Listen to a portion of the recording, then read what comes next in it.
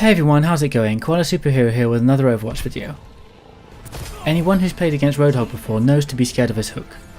In this video I wanted to focus on Roadhog's hook and give some top tips on how to best use it so you can in turn strike fear in the hearts of your enemies and be the Roadhog master. As always, if you enjoyed this video, please think to subscribe and to give this video a thumbs up. Tip number 1 is hook and turn. This is quite a well known tip, but I wanted to start off with it because it's really important.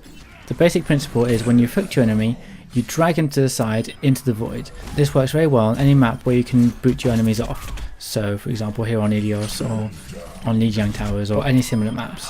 This also allows you to one-shot every enemy in the game, regardless of who they are, how much health points they have. So this is a great tool, so please use and abuse it. The second tip is use it as an interrupt. Roadhog's hook is brilliant for interrupting abilities, so for example you can catch a charging Doomfist, or take a flying Pharaoh down from the sky, or even keep that annoying Tracer still. All these can be classed as interrupts because you're stopping your enemy in his tracks and you're stopping him from doing what he wants to be doing. A bit like when you use your flashbang with McCree.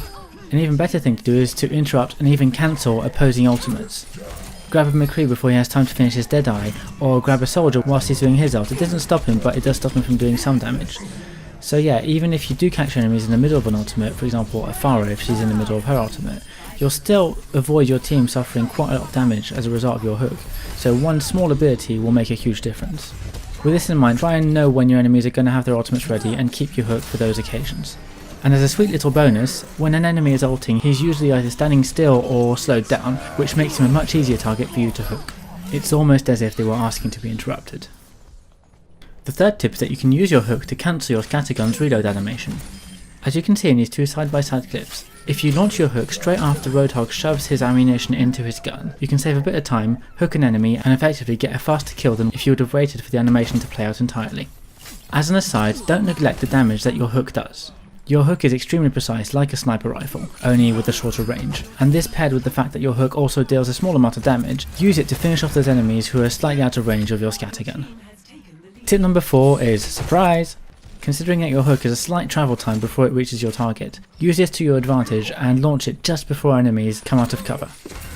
You can use things like Hanzo or Widowmaker's Infrasight to help you do this, but that's not a necessity. You can just use your eyes and see when enemies are going to be coming out of cover. Maybe a bit of guesswork is involved, but if you practice it enough you should get a feel for this hook's delay and use it to your advantage. And finally, tip number 5 is hook once, shoot twice. Whereas before you'd hook, shoot and melee to insta-kill most enemies, now with the increased fire rate of Roadhog's gun, you're better off hooking than shooting twice. The rest of the time, I personally like to hook, shoot once with my primary fire when the opponent is quite close, and then follow up with my secondary fire.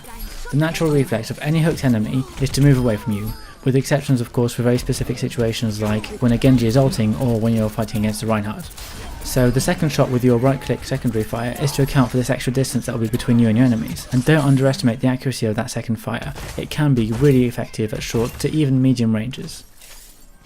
Thanks to the recent changes to his healing, Roadhog does indeed ride again. He is still super punishing for poorly positioned enemies and a good pick for an off tank. That's it for this video. I hope you enjoyed it. Please let me know what you thought in the comments and share your own tips if you have any.